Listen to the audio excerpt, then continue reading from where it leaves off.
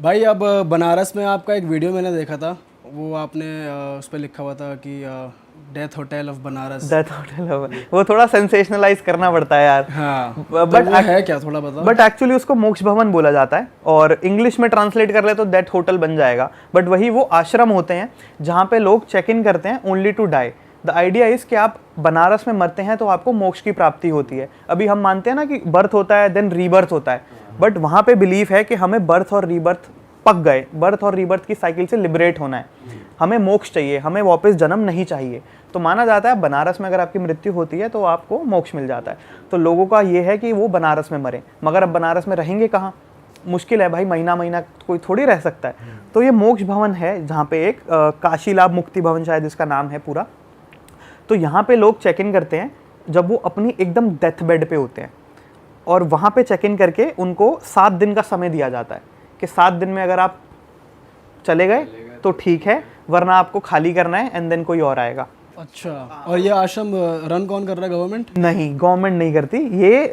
जितना मेरे को जानकारी है, डालमिया सीमेंट करके, डालमिया सीमेंट है एक, है ना, तो डालमिया परिवार है, उन्होंने अपनी उससे चलाया हुआ है। ये आपसे चार्ज कितना लेते हैं पर डे का? 20 रुपये पर डे, 20 रुपीज़। वो भी इसलिए खाली ताकि जो आया उसको ये ना लगे फ्री में रह रहा हूँ मैं। तो आश्रम की तरह ही होगा जैसे, मतलब ज्यादा फैसिलिटीज नहीं, फैसिलिटीज के तौर पे आपको बस कमरा मिलता है और पूजा पाठ होता है, वो इतना ही है। खाने का भी मेरे को नॉट श्योर कि क्या है, शायद खुद ही बाहर से गए थे उसमें? भाई मैं रहा वहाँ पे लोगों रहा, मतलब आपको अलाउ कैसे करा उन्होंने? तो क्या था कि मेरे को ये इंटरेस्टिंग, ये कल्चरल एस्पेक्ट है बनारस का, जो कि मैं मैं बैकग्राउंड से फिल्म मेकर हूँ, तो मैंने FTI से अपनी स्क्रीन राइटिंग करी हुई है। तो मैं आगे जाके फिल्म बनाना चाहता हूँ। यूट्यूब अभी मैं बस कर रहा हूँ कि मेरे को ये एक्सपीरियंसेस मिले, तो मेरे को करना था। तो मैं पहले दिन वहाँ गया, उन्होंने कहा नहीं कर सकते। मैं दूसरे दिन वहाँ गया, मैं कहा करना है प्लीज़। तो उन्होंने बोला कि उनको दिखा के चल इसको जेन्युइनली करना होगा, कि मैंने बताया मैं भाई ऐसा हवाबाजी नहीं कर रहा, मैं जेन्युइन करना चाहता हूँ। तो फिर उन्होंने बोला आप रिटर्न में एप्लीकेशन दे दो, और क्यों करना है, कब कहाँ क्या करोगे फ़ोटोज़ का वो सब। तो मैंने दे दिया, मेरी एप्लीकेशन अप्रूव हो गई, तो मेरे को परमिशन मिल गई। सुबह से लेकर शाम तक मैं वहाँ मतलब थोड़ा टाइम वहाँ बिता सकता था। सिर्फ आप ही हो गए वहाँ पे जो यंग हो गए, बाकी सारे ओल्ड एज? उस समय एक ही परिवार था वहाँ पे जब मैं गया था। तो उसी दिन वो लोग, क्या था कि अब मेरे को बनारस में एक्स्ट्रा रुकना पड़ा, क्योंकि मेरे को ये करना था, मगर तब उस मोक्ष भवन में कोई था नहीं। तो मैं कहा मैं बनारस रुक जाता हूँ 4-5 दिन और, देखी जाएगी। फिर जिस दिन मैं बनारस, पर कुछ नहीं हुआ। फिर जिस दिन मैं बनारस छोड़ के जाने लगा, उनका फ़ोन आ गया कि आज ही एक माता जी आई हैं, आपने करना है तो आप आ सकते हो। तो मैं जाता हूँ भाई मोक्ष भवन में, और वहाँ मतलब भाई क्या ही बताऊँ, वो बहुत क्रेजी हो गया। मतलब क्रेजी तो गलत शब्द है भाई, बहुत ही छोटा शब्द। क्या मेंटल स्टेट होता है वहाँ लोगों का? बहुत नॉर्मल है, मतलब या तो लोग दिखा रहे हैं नॉर्मल है या नॉर्मल। अब मैं हूँ एकदम चुप कि मैं वहाँ गया हूँ, और आप सोच रहे हो कि किसी की फैमिली यहाँ पे है जिन सबको पता है कि ये अब नहीं रहेंगे, ये जो दादी जी वहाँ पर हैं इनके आखिरी कुछ दिन बचे हैं, तो सीरियस माहौल होगा ऑब्वियसली, है ना, हम सोच सकते हैं क्या ही होगा, पिन ड्रॉप साइलेंस होगी। पर मैं वहाँ जाता हूँ भाई, नॉर्मल अंदर उन्हें फील हो रहा होगा डेफिनेटली, बट बाहर से बहुत नॉर्मल।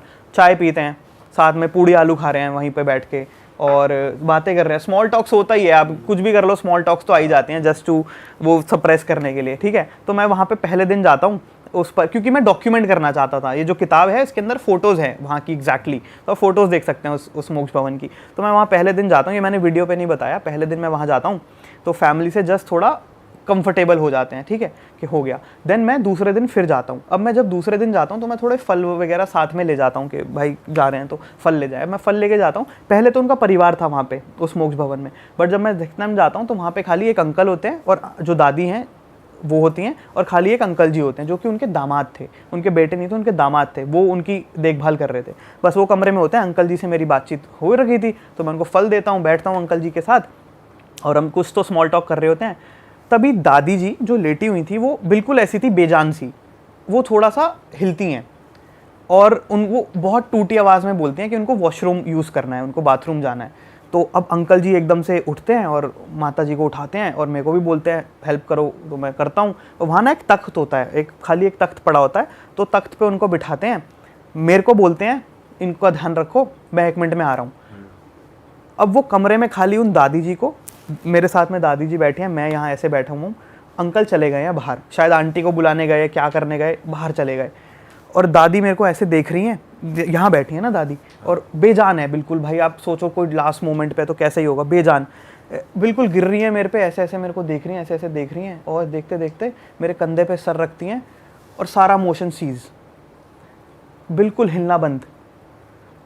और कमरे में ना एक वो थी घड़ी, मेरे को आवाज़ आ रही है टिक टिक, और मैं अंदर से मेरा ऐसा हो गया भाई कि मैं इनको नहीं जानता, और what if she dies in my arm, this was the only thought that I had. एक छोटे बच्चे की तरह ना मेरे अंदर से आवाज़ निकलती है, अंकल जी जल्दी आओ ऐसे करके। तो अंकल आते हैं बाहर से, वो कमोड लेने गए थे, कुछ होता है जो बूढ़े लोगों के लिए पोर्टेबल सा कमोड होता है।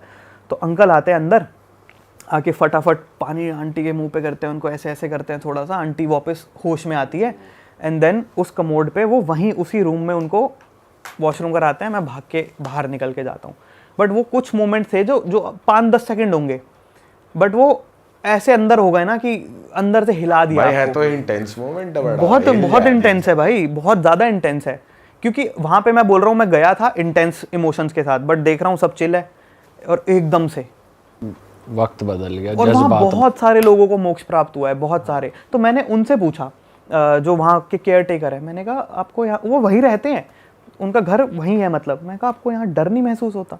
इतने लोगों की यहाँ पर मतलब मोक्ष मिला है, चले गए यहाँ से लोग, आपको कभी कुछ डरा फील नहीं हुआ? तो उनका अपना कॉन्सेप्ट था, उन्होंने कहा नहीं, मतलब वो पूजा पाठ 2 टाइम करते हैं और वैसे रहते हैं, तो उनको बिल्कुल वैसा कुछ नहीं होता है। पर आपको वहाँ पे एनर्जी में लगा नेगेटिविटी कि भाई इतने लोग यहाँ पर? नहीं नेगेटिविटी तो नहीं थी। चलो किसी की प्रेजेंस महसूस हुई, मतलब नेगेटिविटी नहीं है, जस्ट लाइक दैट, कुछ हवा या कुछ ऐसा फील हुआ?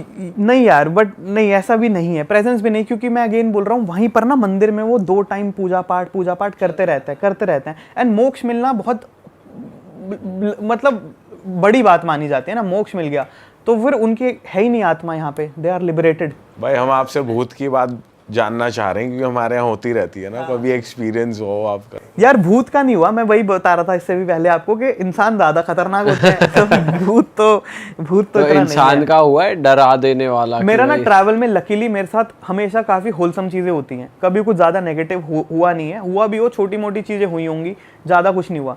बट एक चीज हुई थी, एक बारी मैं नया ट्रैवल करना शुरू किया था 100 डेज पे, और भाई तब पैसे नहीं होते थे बिल्कुल भी, मतलब पैसे नहीं है भाई। मैं 100 दिन घूमा इंडिया, 1,21,000 या 1,27,000 रुपए में 100 दिन 1,27,000 रुपए में। और कहाँ जा चुके थे? नॉर्थ ईस्ट गया, फिर वहाँ से साउथ में आया, साउथ से ये वॉक वाला सीन जो बताया था इससे पहले, कावेरी वाला, देन मुंबई, देन यहाँ, देन लद्दाख में एंड किया मैंने जाके, सब कुछ इसी में 100 दिन। तो खैर पॉइंट था कि हाँ, तो मैं ना, पैसे नहीं होते भाई, कम पैसे, तो आपको सबसे सस्ता एकोमोडेशन देखना है। मैं टेंट वेंट में रहने में कंफर्टेबल नहीं हूँ, मेरे को रूम ही चाहिए भाई।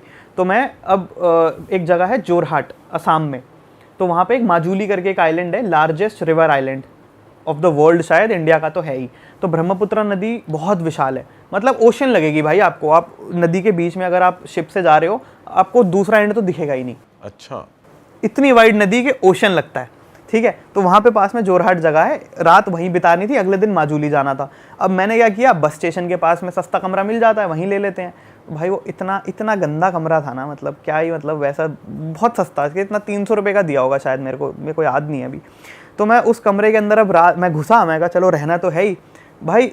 उड़ने वाले कॉकरोच थे वहाँ उस कमरे में, उड़ रहा है। मैं कहा अबे भाई यहाँ कैसे सोएंगे? भाई वो बड़े घिनौने होते हैं भाई उड़ने वाले। मैंने कहा भाई यहाँ कैसे, पहले लगा कॉकरोच है, मैंने कहा चल रह लेंगे, वो उड़ भी रहा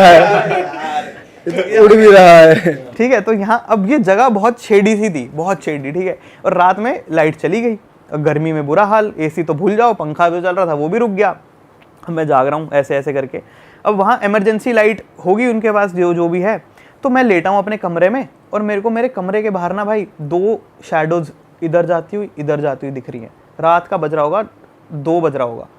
एक शैडो यहाँ जा रही है, एक शैडो यहाँ जा रही है, अपनी लोकल लैंग्वेज में कुछ खुसफुसा रहे हैं, और मेरे को लग रहा है भाई डर। मैं कहा यार ये जगह बड़ी शेडी है, और ये मेरे कमरे के बाहर क्यों घूम रहे हैं बार बार? मेरी सेटिंग लगा रहे हैं कुछ। हाँ, मतलब आप समझो आपके गेट के, और गेट भी पतले ही होते हैं वहाँ, तो वो गेट के बाहर घूम रहा है। इतनी बड़ी शैडो बन रही है यहाँ पे, क्योंकि उसने इमरजेंसी लाइट ऑन की होगी, छोटू सी होती है वो शैडो, ज़्यादा कास्ट करती है। तो अंदर शैडो बन रही है, और मैं सोच रहा हूँ भाई क्या हो रहा है ये। डर लगा उस दिन मेरे को पहली बार ट्रैवल में कि भाई कुछ तो गलत सीन हो सकता है यहाँ पे। फिर मैंने एक कड़ा पहनता हूँ, तो मैंने एक कड़ा निकाला, हाथ में पकड़ा, मैं कहा कड़ा पे देखूंगा, जो भी होगा कड़ा हाथ में रखते हैं। फिर कड़े को ऐसे करके बस मैं मतलब आधा घंटे के करीब तो डर लगता रहा, उसके बाद फिर आंख लग गई, कुछ हुआ नहीं। पर वो बहुत शेडी एक्सपीरियंस था, अगर आप उस जगह को देख लोगे, दीवारें बिल्कुल काली पड़ी हैं, वैसा सीन है, तो डर लगेगा भाई, पार्ट हो जाएगी आज। हाँ कुछ तो हो जाएगा। मेरे को लग रहा था किडनी विडनी ना निकालने भाई। वहां तक चला गया दिमाग भाई वहीं जाता है दिमाग, तो सीधा एक्सट्रीम पे जाता है। किडनी। हाँ पैसा तो पर्स में है नहीं, कितना ले लेंगे। वो तो थोड़ा बहुत पेटीएम चलता है।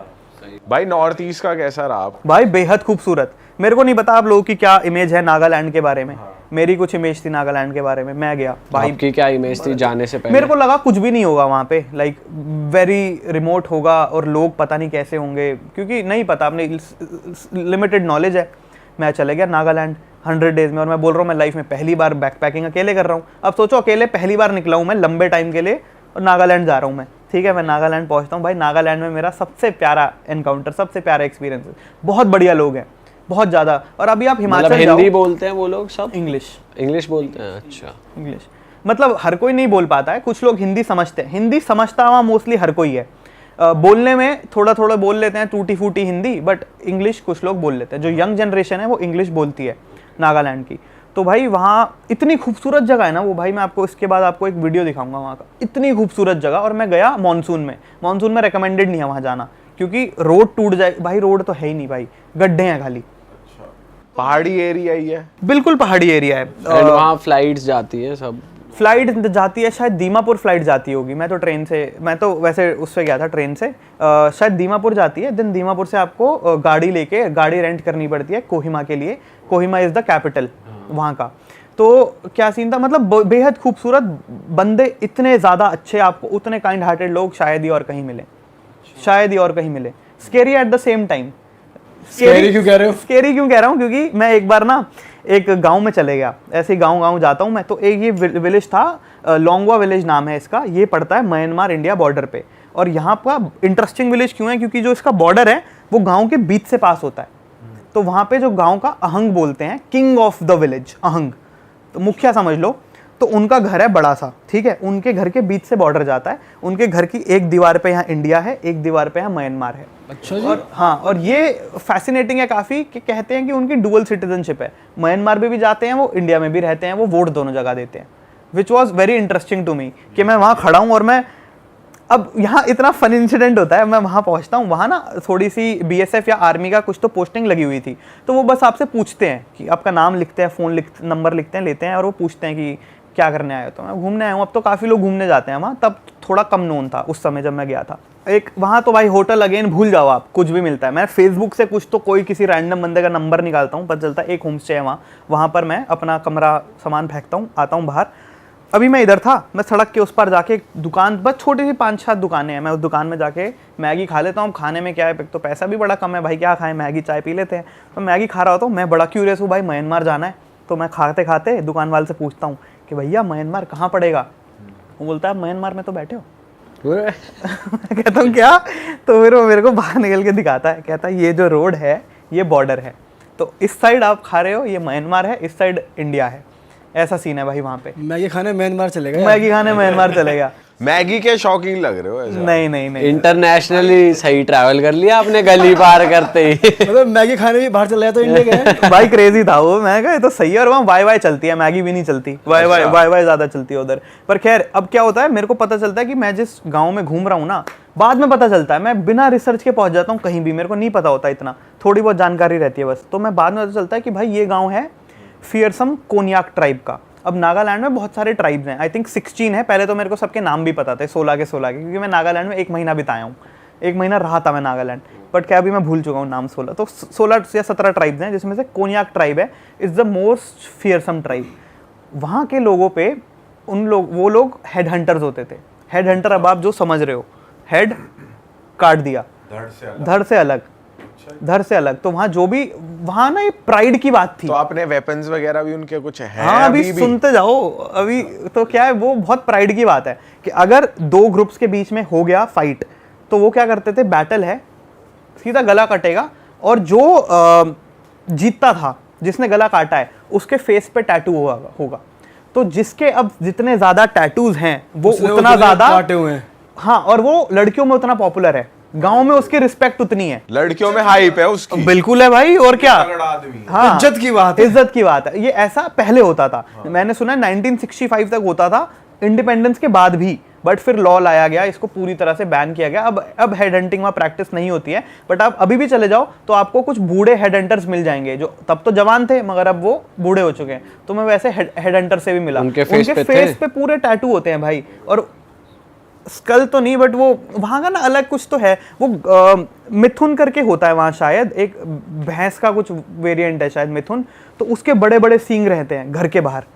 तो आप जाओगे तो उनके जो हट्स होते हैं, घर होते हैं, उसके बाहर मिथुन के सींग्स हैं, ऐसे सींग लगाए हुए हैं। और ऐसा भी है जिसके जितने ज्यादा सींग उसकी उतनी ज्यादा टॉर गाँव में, ऐसा सीन है उधर।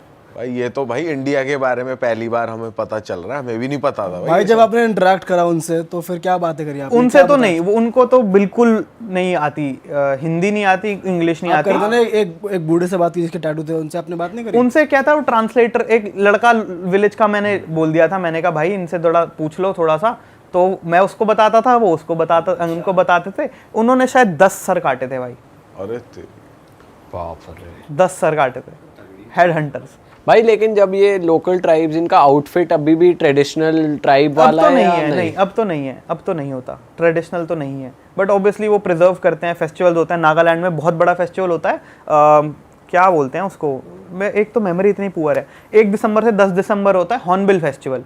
तो अगर आपको नागालैंड एक्सपीरियंस करना है तो आप हॉर्नबिल देखने जा सकते हो, बढ़िया फेस्टिवल होता है, बहुत स्नो भी होती है नागालैंड में? नहीं, स्नो तो नहीं होती है, कुछ एक आधी पीक है जहाँ पे स्नो थोड़ी सी मिल जाएगी, बट स्नो नहीं पड़ती।